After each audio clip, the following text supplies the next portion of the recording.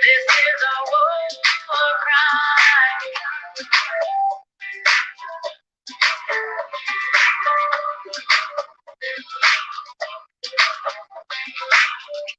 Celestial love,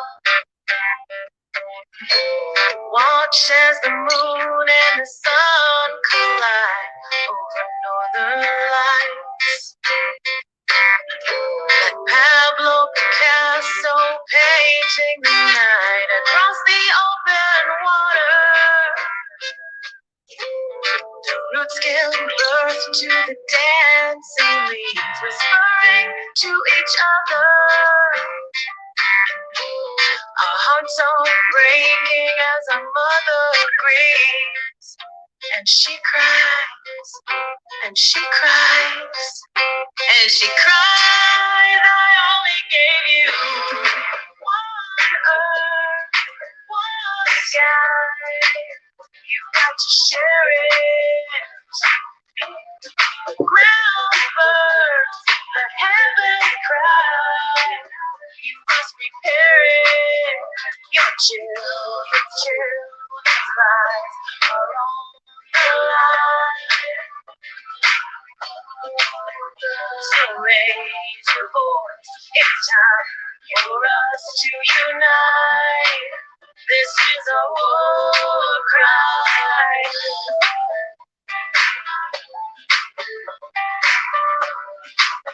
This is a war cry. From the start of creation, she's given all things like sweet salvation. Let's take our wrongs and make it right. Material distractions, blinding our naked hearts from the truth, cause a chain reaction that steals the captive fate of our youth. And she cries, and she cries, and she cries. I only gave you one earth, one sky. You got to share it. Ground birds, the heavens cry. You must repair it. Your children's lives are on the line. So raise your voice. It's time for us to unite.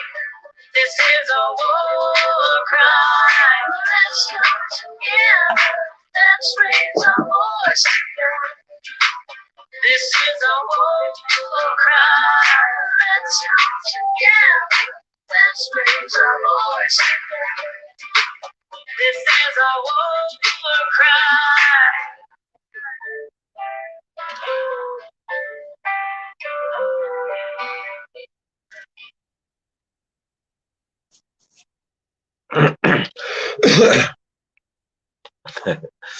Good evening, everybody. So now we're going to go through our announcements. Then we're going to do our tracker check-ins, and then a short lesson for tonight for some people who may not know certain things. We have two Facebook group pages. One is the Oklahoma Bigfoot Predator Watch, in parentheses, Antlers, and surrounding areas. Also, the Choctaw Missing and Murdered Woman, WMBMAN, and Sun Center and Database.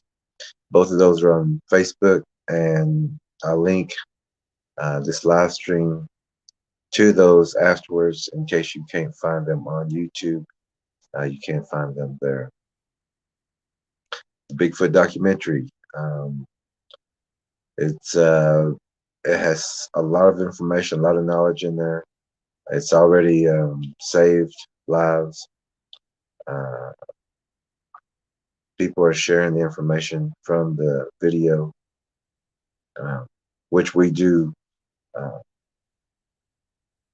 like hearing that the information is being shared out there. It's just that we, got hundreds and hundreds of videos, and we just compressed everything to the very best and the most knowledge that you need to know about the predator Bigfoot. And it starts from the origin to the DNA to everything you need proof to see or to know. It's there. You will be like the researchers are about this level. You're going to be at this level just by watching that DVD. Also, Falk, Arkansas, June 19th. No, June 18th. It's from 9 o'clock to 6:30 p.m. They're having a festival there, the 50th year of the Legend of Boggy Creek film. It's supposed to be pretty big. Make sure you get out there, and we'll also be out there. Stop by.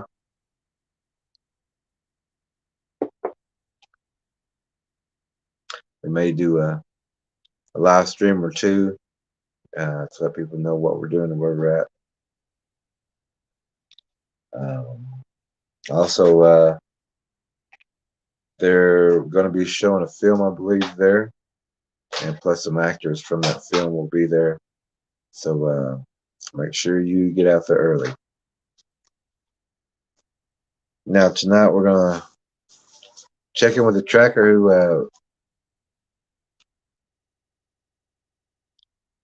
has been looking into some missing people, a drowning, and a group of women who did some tracking and pulled in some tracks the other day.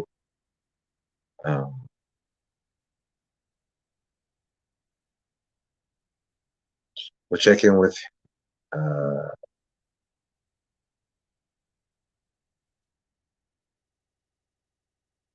just a sec.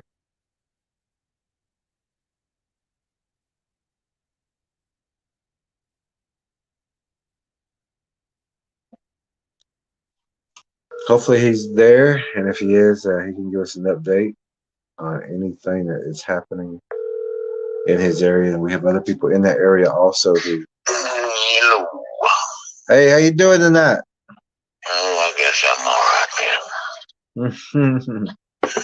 Up a little late last night. Went to the powwow, so I didn't get back home till like 5 o'clock in the morning.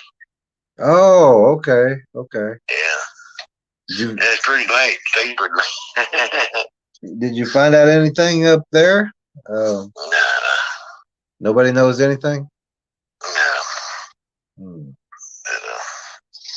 Yeah, I got a lot of interesting stories that I gotta kind of get together with and everything. A lot of interesting stories of experiences. So.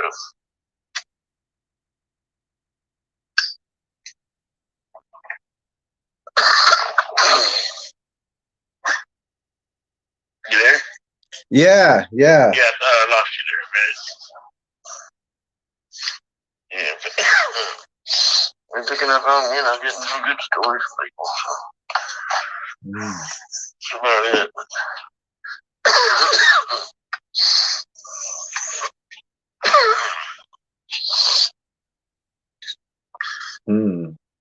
Yeah, we're just checking in with everybody and seeing what's going on, and if there's any activity or anything any updates on missing people or anything.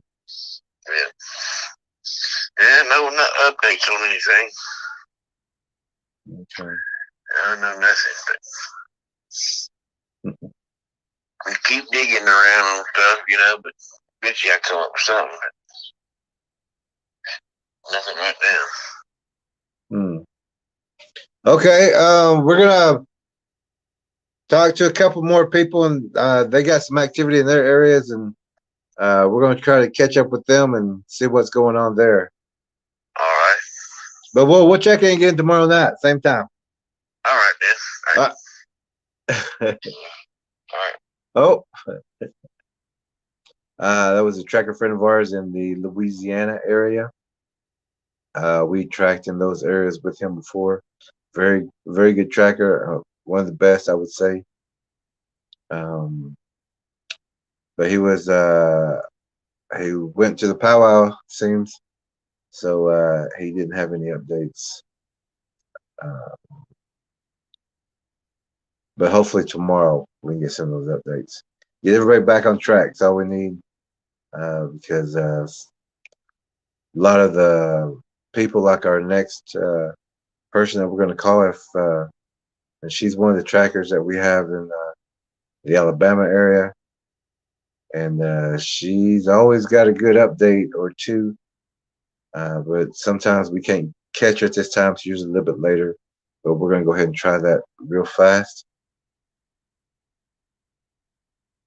And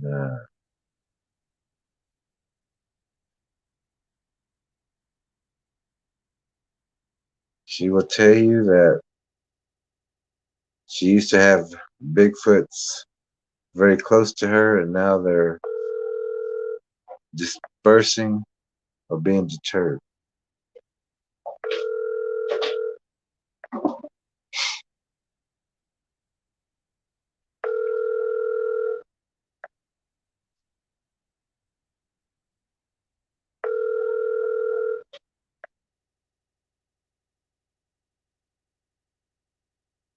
The email. Okay, that we'll check back with her in a little while, and I know she's been very busy because there was some activity and some footprints found in her area, and she went to check that out. She's helped many people in her area to come to the understanding that there are predators out here, and she's teaching quite a few people in that area things to look for, things that work, and techniques to deter Bigfoots from their area. But there are a lot of Bigfoots in that area. So, um, and her name is April Aiken in the Alabama area. She's more than welcome to communicate with people from Alabama who have questions or who may would like to talk to her about deterring Bigfoots or what to look for. She would be a great person to connect with in Alabama. In Oklahoma, you can connect with us here. If you got any questions or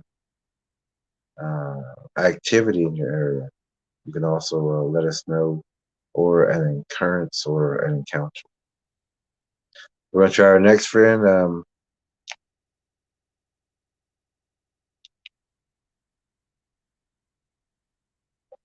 We can only catch him like twice a week from his job. So it's hit and miss with him. Sometimes we catch him and sometimes we don't, but he's in the North Carolina area.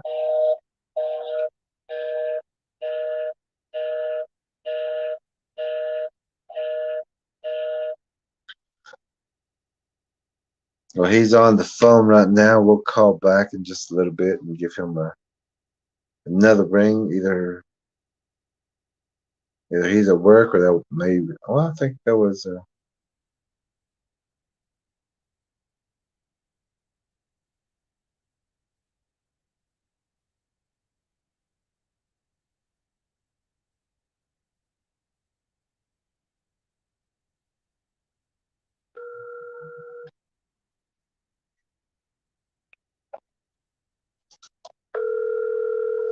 We'll see if we can get through.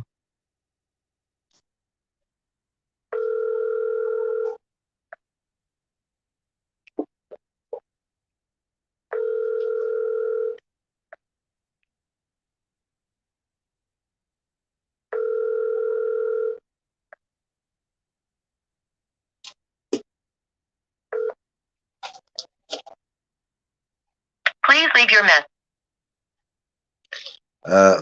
So he may have just had a second before he went back to work or something. So we're gonna give our next person to call who is also in the same area as the tracker, which this person is not a tracker, but she has been using some of the techniques and looking for some of the things that we've pointed out and where to look. So she's paying a lot of attention, and she's noticing more activity now than it seems like some of the I would say other trackers and the other groups. We'll give her a call and see if she can talk real fast.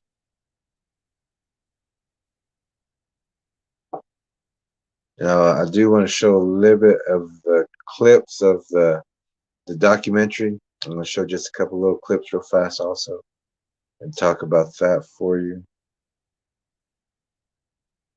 And we'll talk a little bit about the film also. Let's see if our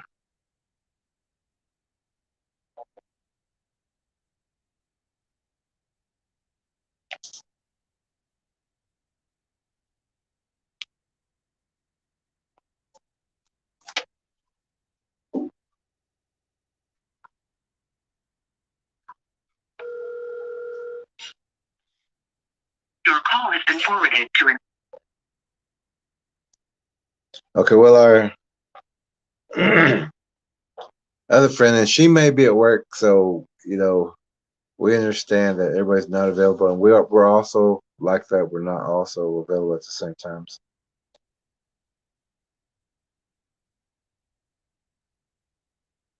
That was the person who we just tried to call. She said that she would call right back, and that she was, or that she's on the phone right now.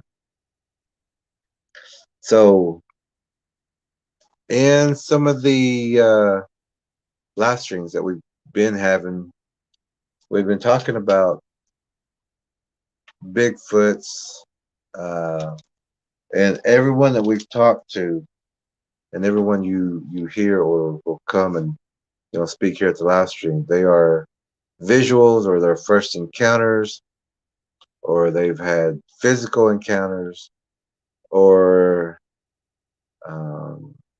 they've had their altercations. But they'll also tell you of things that they did to ensure that they're here now.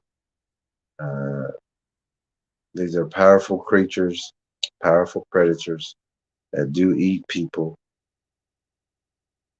So we tell people you're gonna have to prepare yourself, prepare your mind, prepare your body, and your spirituality. Your spirituality needs to be intact. It has to be intact for what you need to prepare for. Preparing the mind,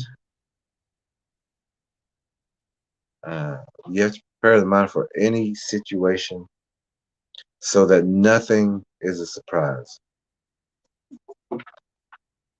Now, when we're talking about Bigfoots, we're talking about seeing a 25-foot Bigfoot, a 20-foot Bigfoot, a 17-foot Bigfoot, a 10-foot, a 12-foot, a 15-foot Bigfoot.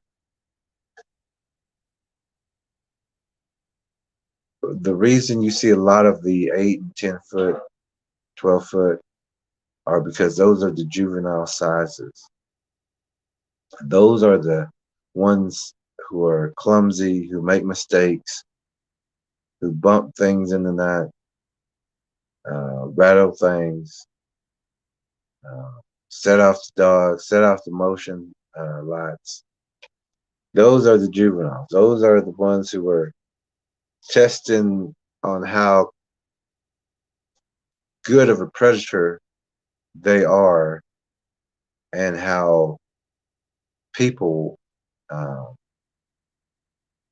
have their habits, routines, and schedules.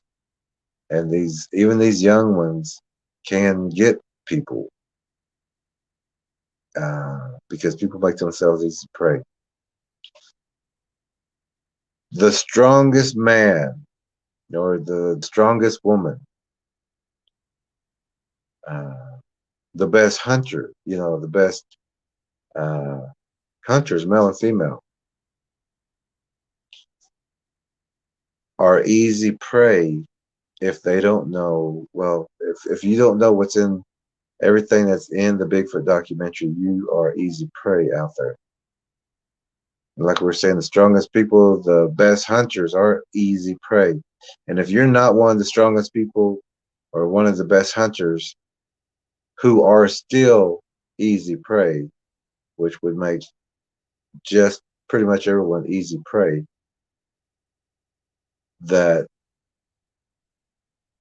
the Bigfoot documentary teaches you what to look for. We also got warrior ways in there on how to do certain things. We teach you what to look for, how to see certain translucent predators. You're also going to see translucent predators in the video.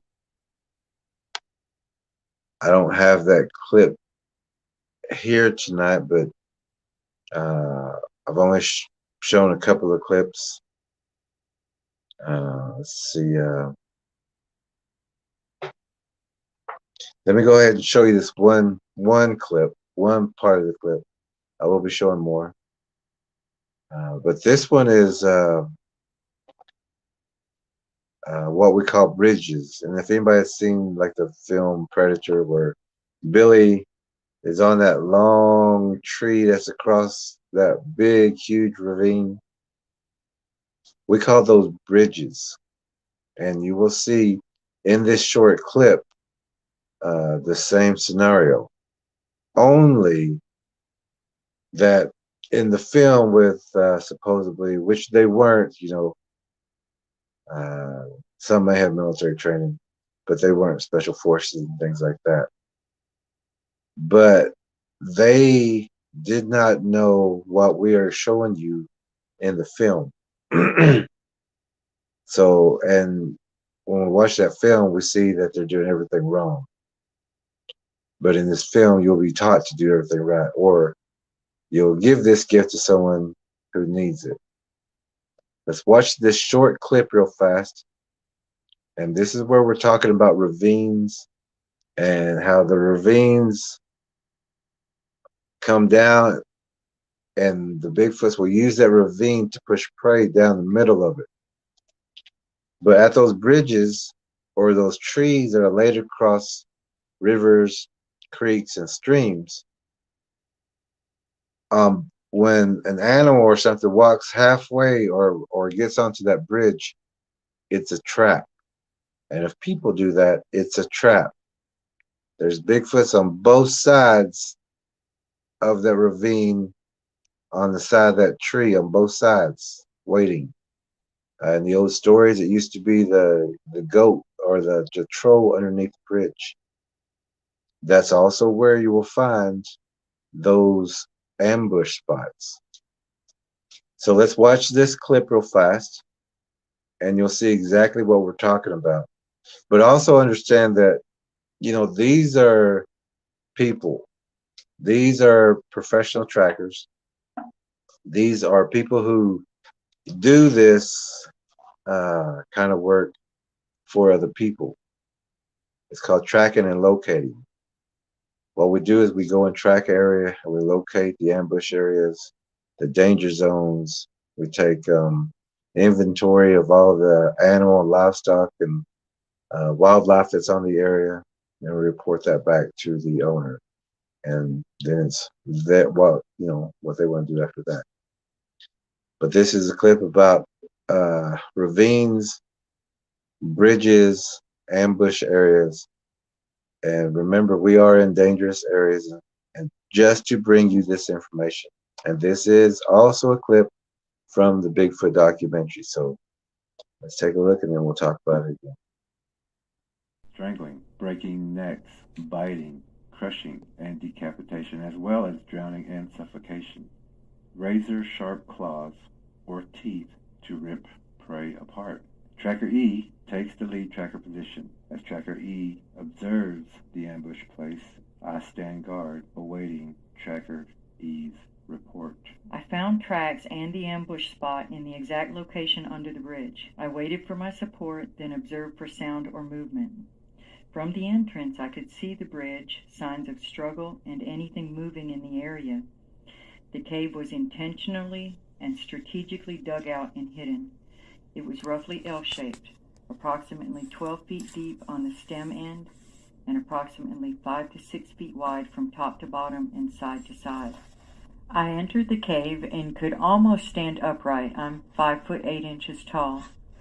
I could see the shafts of light above shining through the holes I mentioned earlier. They lit up the longer section to the right or north so that I could see the sloping ceiling of the section being dug out in the back. The entire area looked well used with little debris. Looking upward, I could see reinforcing wood intertwined. My feelings informed me it was time to back out. My support was at low ready, so I exited. The way I had entered was too steep and covered in mud and not returnable, so I made my way down to the creek bed through a narrow runoff channel that was rib-high on the sides and full of roots, debris, sharp sticks, and snags.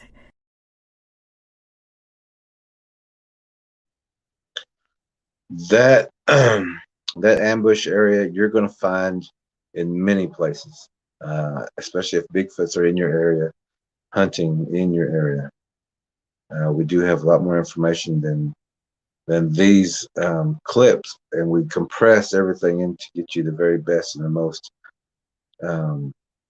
specific, spots for you to know where a Bigfoot will be hiding and where multiple Bigfoots will be using these areas as ambush spots. Ravines are ambush spots. There's so much in this documentary that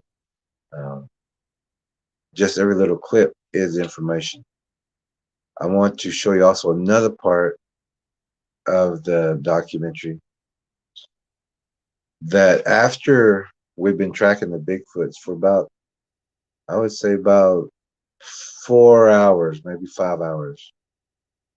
No. Let me say 7 hours. We were out tracking, and we got to we got to 21-inch prints. I think we have that on one of these clips, and then we started being led into a trap.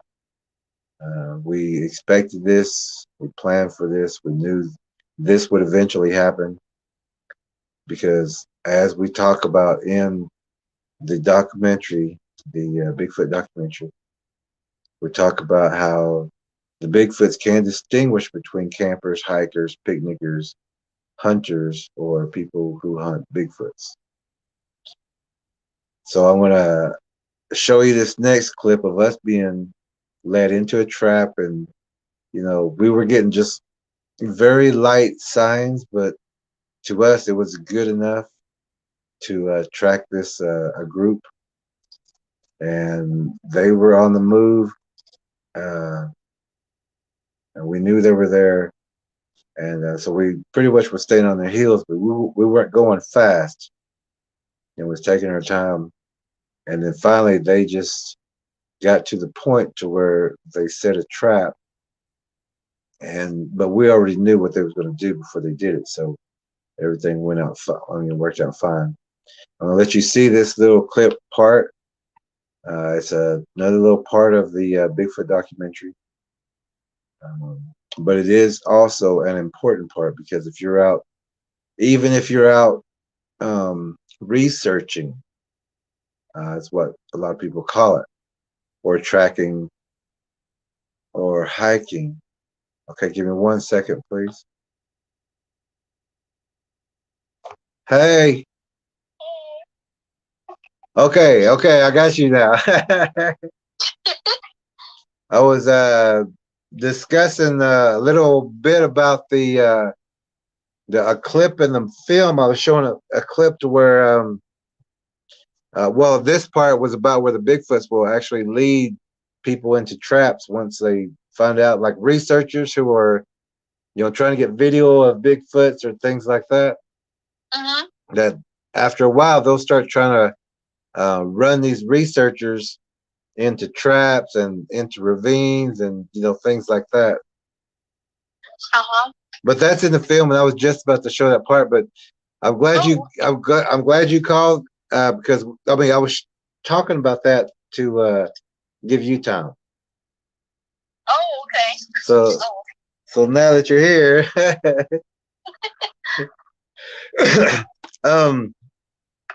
has there been any more talk around the dumpster area? Well, the other night we went out, but I don't know if we seen anything, but it was just, you just had that eerie feeling, like somebody's watching him. Me and my coworker both felt like somebody was, watching, something was watching us. And we were just, quiet and talking, and we just kept looking at each other, and we had to go out because nobody was going to take stuff. So we went out, and it was okay. That's good. Where are you at now? Because I hear a bird chirping. I'm at work. Okay. Is that out back? Oh no, just somebody's trying to call me. I don't know who it is. That's what's beeping. Oh, good. So there was something about a growl. Oh yeah, last night. Yeah. At home, like about maybe 11:30, 12, somewhere around there. And you just have that eerie feeling like something's watching you. And I left the car lights on, so we're getting our groceries out. And I told my husband, I said, I don't know, I just have this weird feeling. And all this, and there was crickets, making noises and everything. So, and then okay, so I thought to myself, okay, I don't think anything's watching, because I can hear things moving around, noise, like, because it sounds normal. Yeah. And I got out. So if that was gone, then I would be afraid. So I started getting all this stuff out. I closed the van, I locked it, and we're walking in. So as we were talking about I said, you need to hurry up. We need to go back in because I don't feel right. So we're walking back in. We have 3 vehicles, but the vehicle was parked like way in the back, parked by the fence. So to walk a little ways down, to get to our house. So we're walking halfway. I just had this eerie feeling. So I told my husband, I turned around, hurry. And then he's like, you don't have to worry about anything. You don't have to worry. What are you worried about? I said, I don't know. I just don't like this feeling. Hurry up, I told him. And right when I said that, I was going to close the little gate. That's when I heard that, like, whoa! I was like, oh my God, what the heck was that? I took off, and I think it threw something like a metal. It just, and then something flew, like a metal or something. So I looked back and said, hurry up! I started running towards the house. And I was trying to open the door with the key. And it was dark. So I usually tell the kids to leave the porch light on, but I guess last night they didn't. And I've been trying to get in, and I told my husband, hurry! So he used his phone, and we opened the door, and I told him, I said, what was that? Because I don't know what it was. It sounded like it threw something, because I heard metal, he said. All I heard was the growl and a little bit of that metal, because I said I started running towards the door. So when I was at the door, I turned on the car alarm, and I was trying to open the door at the same time. Good. Like, scared. And we went back in, and my husband told me, why did you turn on the car alarm? You're going to wake up everybody in the neighborhood. I said, I'd rather do that than get taken by something. Yeah. I guess my daughters heard it, and then she came out. She was like, Mom, somebody break in the car. I said, no. I said, that was me. I said, I heard a growl. Yeah, why's that light off? Yeah, I told her. I said, she was like, where? I said, outside. So we're all looking out. But what I noticed was when I turned around, I told him to hurry. I didn't hear no noise, like regular noise outside. Yeah. The chirping and all that stuff. So tonight we get off again, like about that time. So I'm probably just going to wait for my husband. I am not going back home by myself at night. No. I told the kids to make sure the porch light and everything's on. Yeah. Go back. Yeah, they should actually be, like waiting for you, Exactly.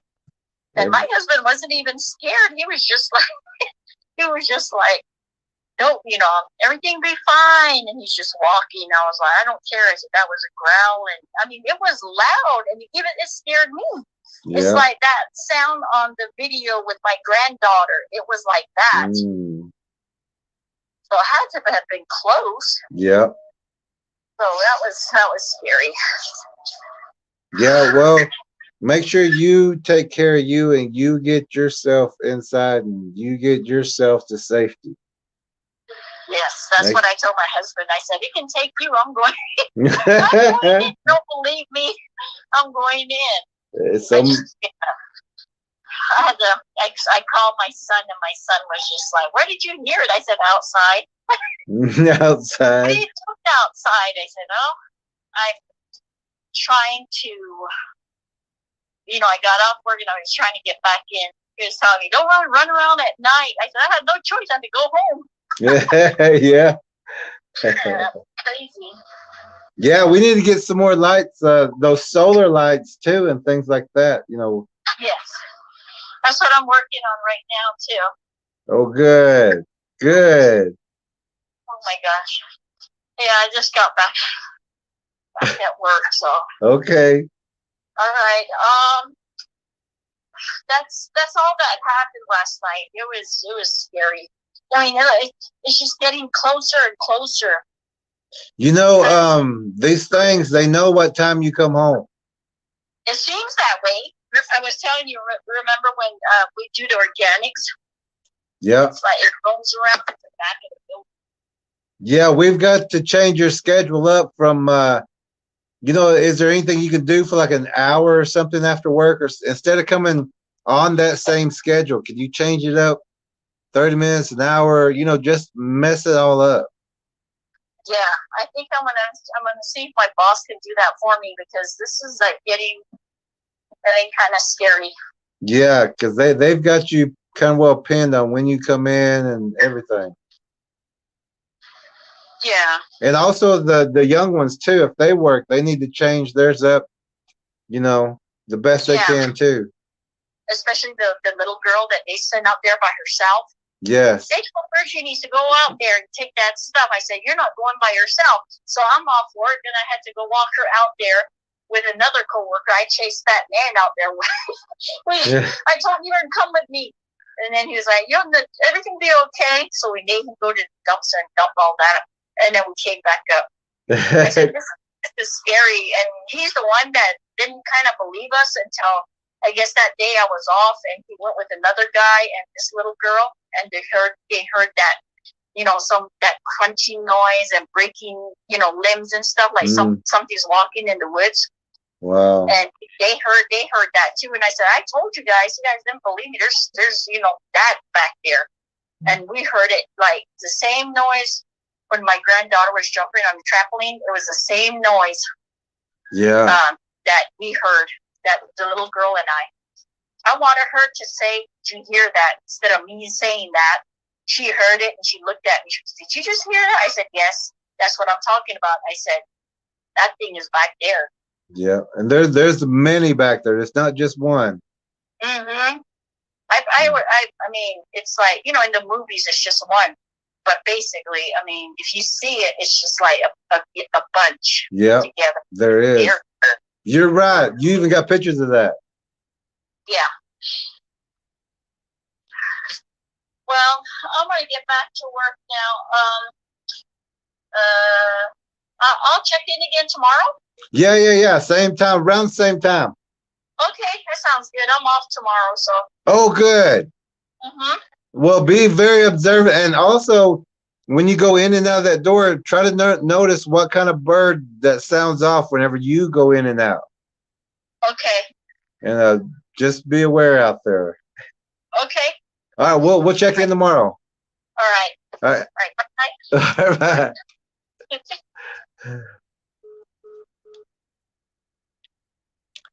All right. That was a guest that we had on quite a while back. Except that we don't just have people come on, tell us their story, and we give you some quick answers, and that's it. And we move on to the next person. As you see in the entertainment areas, when we get involved, I guess you would say, whenever we talk and when you have questions or concerns about things that are happening or things that are trying to communicate mentally or mind speak or even with the children or even try like gifting and things like that we stay with you. We want to we're going through this with you. We've already been through it. We know the techniques, we know what works, we know how to deter the Bigfoots, we know all about them. Everything that we do works, and we've been sharing that with a lot of people. So anyone who communicates with us in that way, people who know or has visual or something, or even some kind of traumatic thing that might have happened, we're not going to just get an interview and then go to the next thing. We're going to connect with you. We're going to make sure that we give you all the information that you need, especially right then and right now, so that it can help you right now. We're not the station that's going to tell you we'll get back to you or try this or I think or maybe. We have to be exact with what we do because to us this is a very serious and dangerous situation that a lot of people are going through. That I've been through some of these times too. So it takes if you have the knowledge, it's easy to get through this. But if you don't have the knowledge that's in the Bigfoot documentary, and also the PayPal is on the comments and in the description. But if you don't have this information, uh, these situations can be terrifying. They can be frightening. They can be traumatic. And those are some of the things we're going to talk about also. But she has activity in her area. The Bigfoots in her area has pinpointed again through a habit, a routine, or a schedule of when they come home, when they leave, and what times.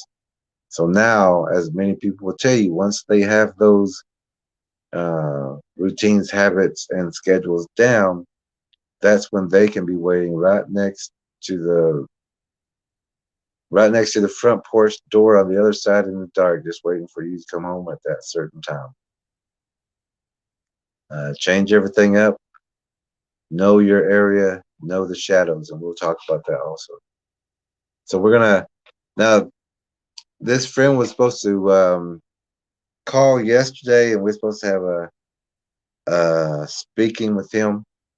He has called in before, and like I said, we do stay in contact with our callers and to give information that you won't get anywhere else. Like I said, this is not an entertainment channel. So we're gonna give our friend a call and check on him and see if he's able to talk tonight. He may be tired. He was helping another person the other night.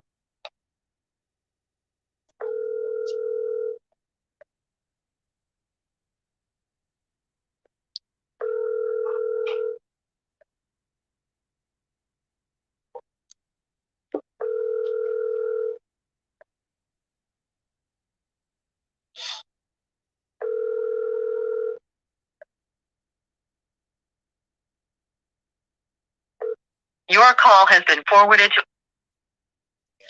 Okay. And I believe we're going to have him on in a night or two. It's from an encounter, but we're not going to ask certain questions unless our guest feels comfortable with sharing certain details that you won't find anywhere else. But we also we're talking about shadow language for the lesson and everything that comes with that. But shadow language is identifying shadow upon shadow, or a darker than dark shadow in a lighter shadow, motion of a shadow, the outline, twitches of a shadow.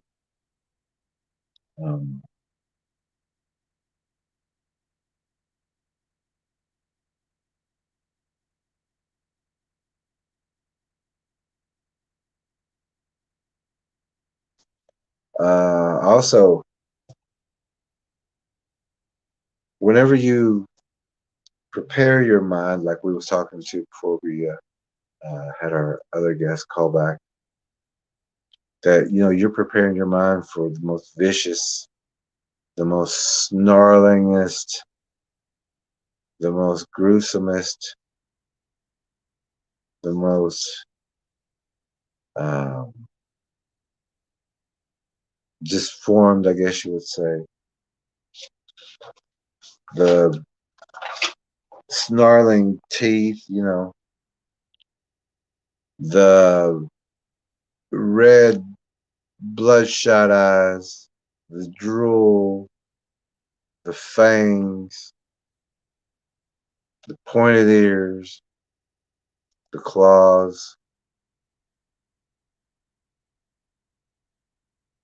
the strength, the size of what we call demons, which y'all would call Bigfoots or predators. You have to prepare yourself for that. 25 footers. Imagine it the biggest you could find. The biggest, most strongest, gruesomest, vicious predator, sharp teeth, fanged, bloodshot eyes, snarling, drooling, long fanged, long clawed, on the hands and feet. But you also have to understand that to another predator who shares that meal, who lives in that same hunting group or troop, to that other one, that's not something scary. So you have to understand that's the way they look. Prepare your mind that that is how they look. You don't have to be scared of something that looks like that. Just realize that's how they look. That's how they're supposed to look. To each other, to them, to each other, they're not scared of each other by looking at each other.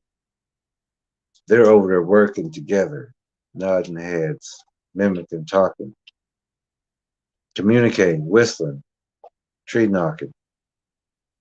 They're working together. They're not afraid of how each other looks. You have to understand that too. So that when you do see these things, you're not going to be as you would be right now if you was to see this and to see these creatures. If you haven't prepared, you would be exactly like you would be ready for them like you are right now. Most people would turn and run just like the movies, scream and yell. Now we do have one guest who did see some of these at these 20 footers, and there are other people who have seen this. I've seen them. But there's some people who won't tell you, who we know, just because of the way other people would talk about it. There is, I would say, a 25-footer in the film, in the Bigfoot documentary, but it's in the background and the outline where others were, but it's too hard to pinpoint, point it out to you. But after you watch the Bigfoot documentary, then we can go back, or I could just tell you now that it's in the first part of the clip where we're doing a night observation. We're surrounded by multiple Bigfoots, not just, we're listening to what we call the symphony, which that is also explained in the Bigfoot documentary. And once you watch the documentary, you'll understand what I'm talking about. You may not now whenever I talk about the symphony or the Bigfoot symphony. But as a friend was just talking about how it got quiet after the growl, that's part of that. But it's in the first part of the film, I would say about 15 or 20 minutes in. And this is right also when the orb flows through. Well, there's a couple of orbs out there, and the house owner or the homeowner tells us they've got orbs flying around. There's Bigfoots. There's like Stick Man. There's Beast. And he talks about giant monster tracks. And our team goes out there in this area that same night and captures everything that he talked about. We were surrounded by the Bigfoots. Also, there were dogmen there, other hybrids together, big ones, little ones. Now that 25-footer is in the back of the house. It's actually looking over the house at us, like at an angle. But you can see the head and the shoulders, and it's about half the size of the house. And it's that big. And there's other big ones there that they're pretty much, we're surrounded. There's translucent Bigfoots in there, and we have our thermals, our night vision. All that's in the film, the Bigfoot documentary. It's right after the orb, when the orb comes through, and we focus on that orb in the film. We stay with it, so you get to see that also. And so that 25-footer is right after that, in that same section, but it's in that night vision, those night vision clips of that first night observation. You're going to hear and see things that we heard and seen. But like I said, we do have a professional group. So everyone acted professionally, which would have made a lot of people nervous to be out in that situation if people wouldn't have just loaded up and took off, when everything started. But we expected everything. We knew certain techniques to use. We knew where they would be coming in. We did our scouting beforehand.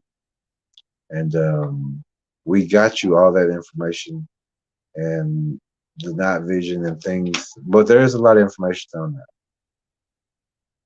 that. We can show that clip to you maybe in a couple of days.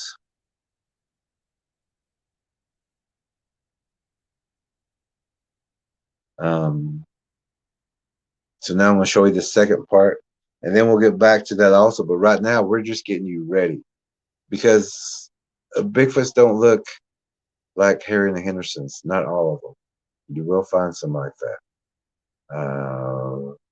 Like our guests will tell you, they're all different. They all have different looks, different sizes. Don't think that they only come in one size. And if you're only seeing an 8, 10, and 12 footers, those are the juveniles. Those are the ones who are not home. They haven't got their skills down yet. juveniles or clumsy. They make mistakes.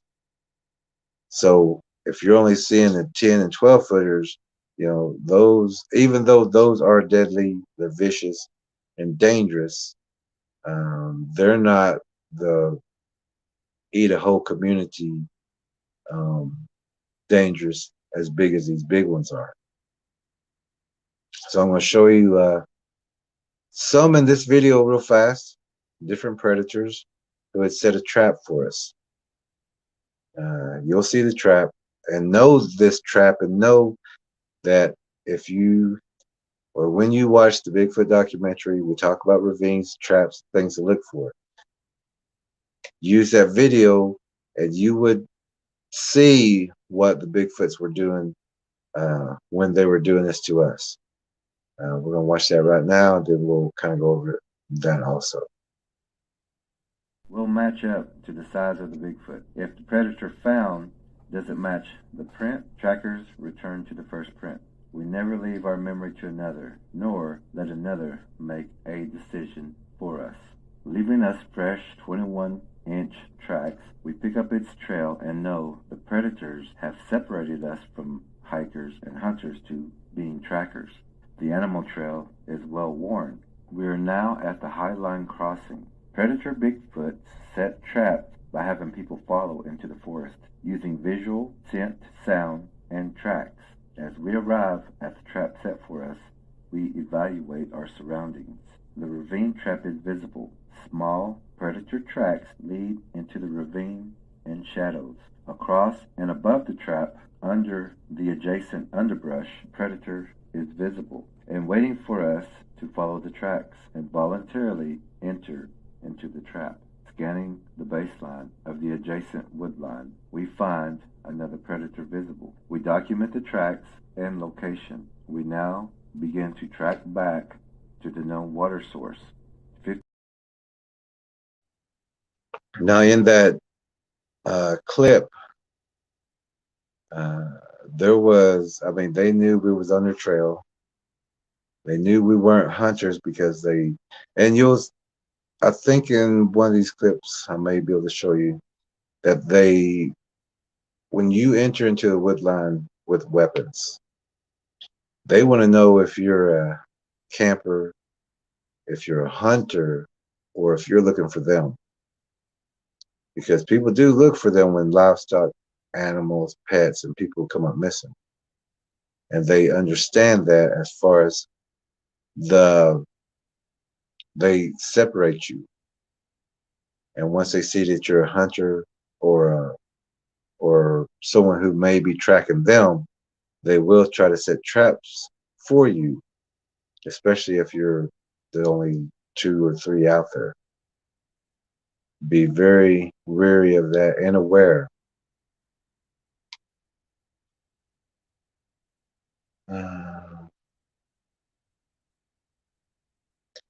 Also, you have to, when we're preparing our mind, there's something that comes always into play that if you've been with this channel for a while, we talk about this from time to time. And that has to do with our reasoning. And the reasoning is just the accumulation of memories, and then it deciphers on what is the best outcome that we should be taking.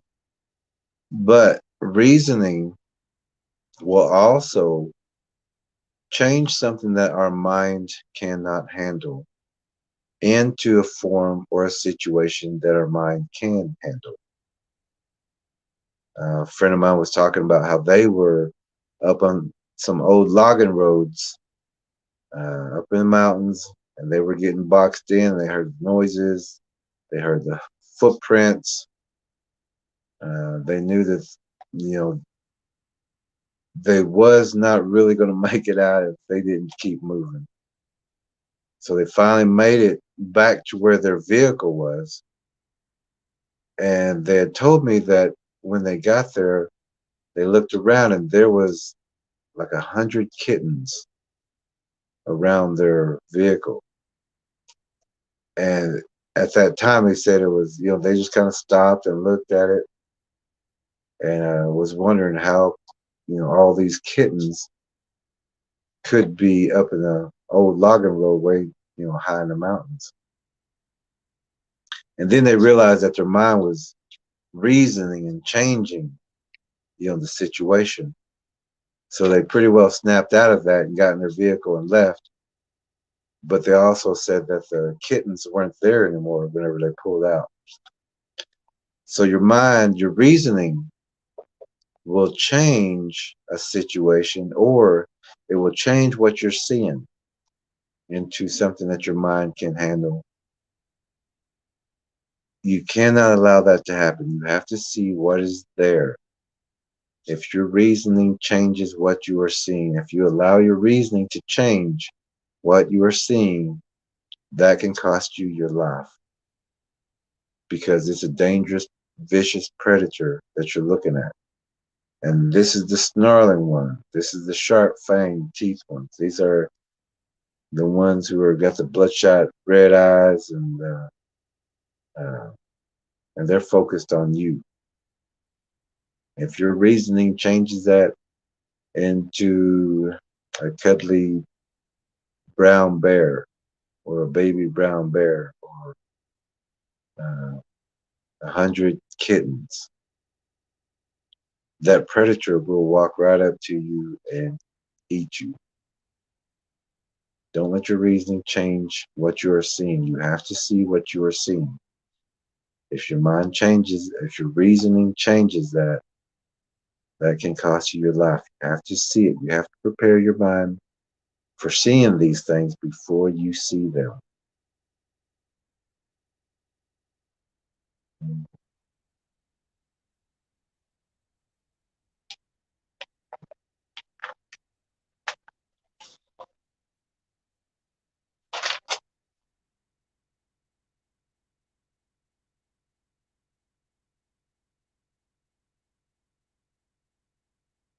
Some of the deterrents that we were talking about the other day, I also wanted to talk about that whenever you're clearing your areas, you have to learn every bush, and this is a part of shadow language also. Every tree, every bush, every stone. You have to know everything in your area, so you know when something is not supposed to be there, when a shadow is not supposed to be there, when that bush is extra big or extra dark, or there's darkness in that shadow. Watch the tops of the trees. Look for bulkiness in the trees and look for outlines. Look for groups of stickers bundled up in the trees. And they will use these things as a reflection or a guard or a frontage, so that you only see the stickers or the bushiness of that, whenever you're supposed to be looking for the translucency, the outline. And we also talk about that on the Bigfoot documentary DVD. All this information and more of this information is in that DVD that you need to know. It's the only one like it in the world. It's the only one that can help you.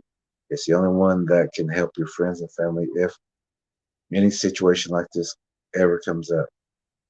You will deter Bigfoot from your areas and away from your family, but this does not help your neighbors. So get to know your neighbors and help them also, because once you deter them from your areas, they're going to your neighbors. They're going to some easy prey. And like we were talking about earlier, the strongest man, strongest woman, the best hunter of men and females are still easy prey if you do not know or have the information or the knowledge of the Bigfoot documentary. Again, you can use PayPal through the comments or the description that is with this video. But all this information we're trying to share with you as much as possible.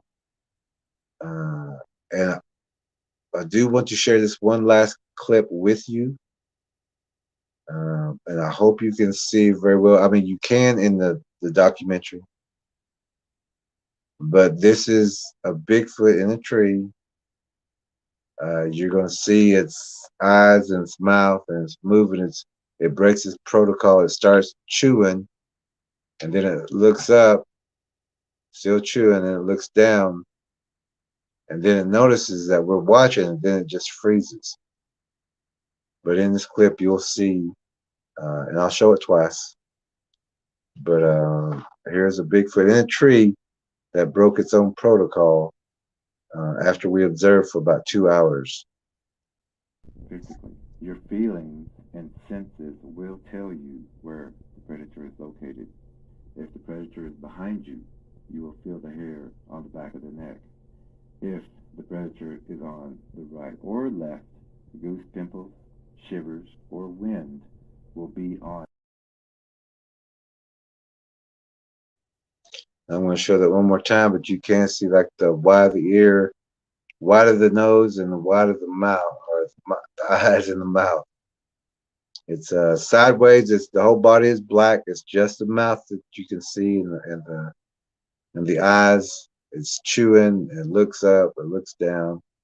You can see it better in the video, and it's bigger. This is just a clip from a phone, and then we'll close tonight, and then we'll have more tomorrow for you, and hopefully our I guess that people do need to listen to what he has to say. But we do have a lot more guests scheduled that has so much important information as far as things that are happening right now. Again, the Bigfoot documentary, you can get through here, through PayPal, in the comments, or in the description, or on the Facebook pages. I'm going to show you the Bigfoot one more time, and then we're going to close for the night.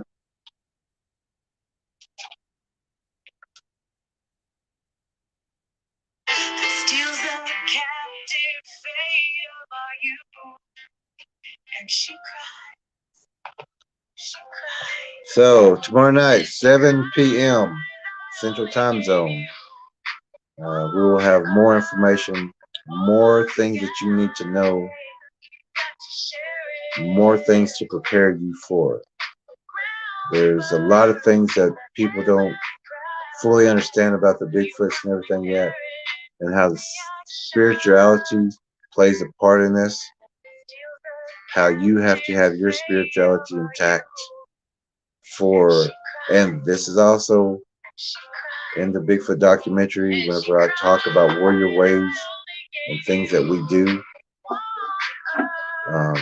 It's got so much information in there for you, and I recommend this for search and rescue teams, travel police, anyone who has to do with helping other people, leaders in your community, the head of the household, the protectors of your families. They should all get this video and study it. Remember, we're only going to be able to give you small segments through the live stream, but we will teach and we will give you more information daily. So I'm going to show you that Bigfoot one more time. It's in the tree. It's eating. You can see it better on the DVD. And then we'll close, and then we will see you tomorrow night, 7 p.m. Central Time Zone, with more information, more valuable information that you need. And again, all this information and more is in the Bigfoot documentary. So here's the Bigfoot one more time, and then we're going to close, and we will see you tomorrow night. Physically, your feelings and senses will tell you where the predator is located. If the predator is behind you, you will feel the hair on the back of the neck. If the predator is on the right or left, goose pimples, shivers, or wind will be on. Yeah, that's